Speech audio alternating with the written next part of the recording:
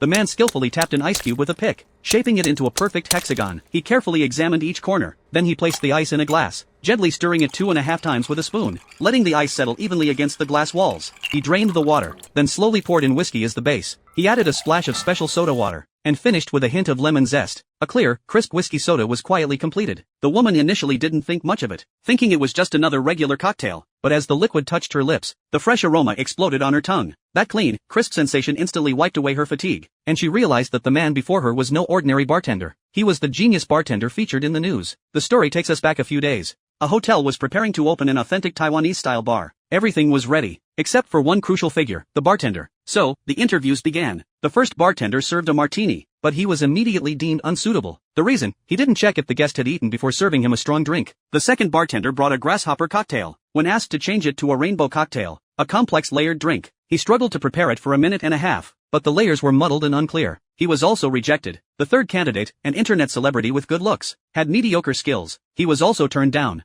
3 candidates, and none of them passed. Yukari and Miwa, the 2 women responsible for hiring, were left frustrated. The only criteria they had been given were vague. Find a bartender who can make the God's Cup. But no one knew what that God's Cup truly meant. Just as they were sinking into despair, a strange man entered their line of sight. He was startled awake by the ringing of a phone, but he didn't even know how to answer it. He was so awkward, it seemed like he was out of touch with the modern world. Miwa had to personally show him how to use the phone. After he left, they found a book he had accidentally left behind. When they tried to return it, the man had disappeared without a trace. Later, the interviewers reported to the president. Another 30 candidates were rejected. They asked for clear criteria. The president simply said, "If you drink it, you'll understand the standard." This only confused Yukari and Miwa even more. In their frustration, they ended up at a small bar. It was there that they met the same strange man again. This time, they were surprised to learn that he was a bartender. They immediately thought about inviting him to interview at the company, but they didn't expect him to forget his wallet when leaving. They couldn't help but laugh. This man didn't seem like someone who could handle the responsibility of making drinks. The next day, they read an article online. A European cocktail competition champion had opened a bar near their company. Excited, they went to check it out. When they arrived, they were shocked to discover that this was the same small bar they had been to, and the champion was the same awkward man they had met the night before. At that moment, Sasakura was focused, his demeanor completely different from the previous night. At the bar, a customer ordered a grasshopper cocktail. Sasakura suggested turning it into a rainbow cocktail, which was the challenge he had encountered during the interview. He quickly began preparing it, and in just 30 seconds, the rainbow cocktail was perfect. The layers were clear. Yukari and Miwa were stunned. Then, Yukari ordered a martini. Sasakura hesitated for a moment. He noticed that Yukari hadn't eaten anything, and suggested switching to a milder drink, since drinking strong alcohol on an empty stomach could be harmful. This was the correct thinking the interviewers had been hoping for. Yukari, half skeptical, asked him to make a milder pink martini. Sasakura began to prepare it with a calm demeanor.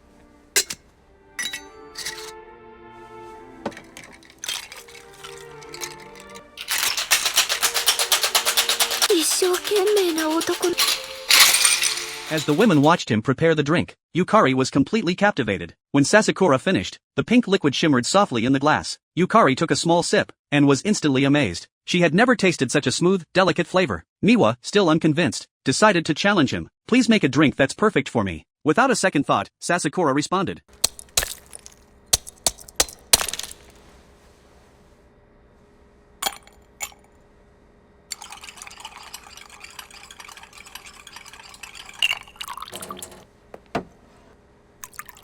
Sasakura immediately began using whiskey as the base, adding sparkling water and lemon peel. The simple combination disappointed Miwa, as it seemed like just a regular whiskey soda. She told her companion that they should leave after finishing the drink, feeling let down by the simplicity of the mix. But as she tasted the drink, the moment the liquid hit her tongue, she was enveloped in a cold yet tender sensation. It was a clean, soothing feeling, like a spring breeze. Her disappointment turned to awe. Sasakura smiled lightly. "This is just a regular whiskey soda." Miwa couldn't understand why the taste was so extraordinary. He slowly explained, "There are 2 professions that cannot betray the customer: pharmacists and bartenders. Even the slightest difference in a formula can turn medicine into poison. The same goes for alcohol. A true bartender must understand both the body and the mind of the customer." He pointed out that Miwa was clearly tired. Her watch was slightly off-center, and one of her cufflinks was missing, a sign of the stress she had been under. Miwa was stunned. How could he notice all these tiny details? Sasakura explained that if he had prepared the drink with the usual proportions, the alcohol would have been too harsh for her. Instead, he lowered the alcohol content, but kept the taste balanced, thanks to the old ice. The ice had to be frozen for several days, then cut from the center of the ice block for its purest part. It was frozen for a long time, becoming extremely hard to slow down melting, allowing the alcohol and bubbles to seep evenly through, and the flavor would last longer. Miwa sat in silence, finally understanding. The God's Cup wasn't about an extravagant, complicated recipe. It was about the moment when the drink wrapped the drinker in a gentle embrace. That was the true divine taste. As they left, they both felt certain. Sasakura was the bartender they had been searching for. Eagerly, they reported back, sure that the president would be impressed.